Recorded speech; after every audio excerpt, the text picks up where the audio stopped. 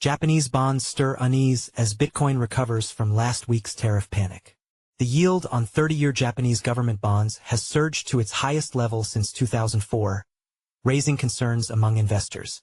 Trading in financial markets feels like dodging a barrage of stones, each demanding constant vigilance and agility. Just as Bitcoin, BTC, and traditional risk assets stabilize after last week's Trump tariff-led panic, unsettling movements in Japanese bonds emerge, throwing a spanner into the mix.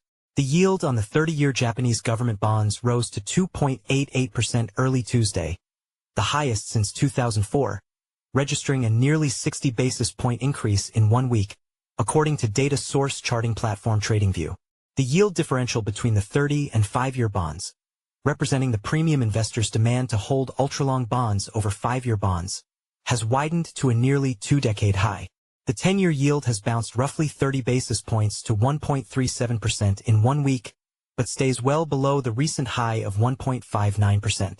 These moves in the ultra-long bonds have raised the alarm in the investor community, and rightfully so, as Japan has long been an international creditor and the top holder of the U.S. Treasury notes. As of January, Japan held $1.079 trillion in treasuries. Besides, for almost 2 decades, Japan has been an anchor for low bond yields, especially across the advanced world, supporting increased risk-taking in financial markets. So, the ongoing increase in the ultra-long JGBs could incentivize Japanese funds to sell international bond holdings and yen-funded risk-on-carry trades and move capital back home.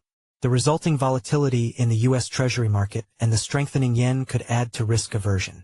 Japanese have the largest international investment position in the world, and they have a lot of money in various different markets. If that money starts to get repatriated to Japan, that would clearly be a negative. Gary Evans, chief strategist for global asset allocation at BCA Research, said Monday in an interview with CNBC. Bitcoin, too, could come under pressure as it did in August last year when the first round of the yen carry unwind supposedly happened. BTC is an asset with several appeals, ranging from emerging technology to a haven to a store of value.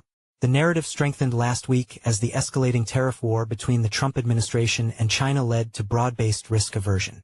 BTC, however, fell less than the Nasdaq and the S&P 500. The relative resilience has been hailed as a sign of the cryptocurrency's evolution as low beta play by some while a hedge by others, while effectively ignoring the fact that the cryptocurrency has been trending lower since early February, likely pricing a trade war that triggered sharp losses in the U.S. stock market last week. So, stay alert.